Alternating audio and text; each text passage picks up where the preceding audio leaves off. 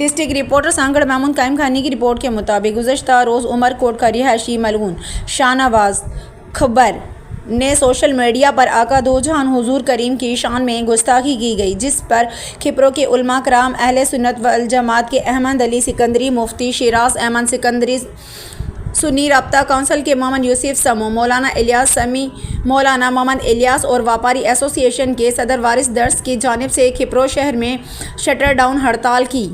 کال دے دی گئی، جو کہ تمام کاروباری برادری نے اپنے کاروبار بند کر کے احتجاج کیا۔ مقررین نے حکومت وقت سے مطالبہ کرتے ہوئے کہا کہ ملعون کو جلد سے جلد گرفتار کیا جائے اور سخت سے سخت سزا دی جائے۔ تجھ سے پہلے بھی آئے تھے، وہ زمین پر لٹا دیے گئے اور تجھے بھی مسلم حضور کے غلام زندہ نہیں چھوڑیں گے۔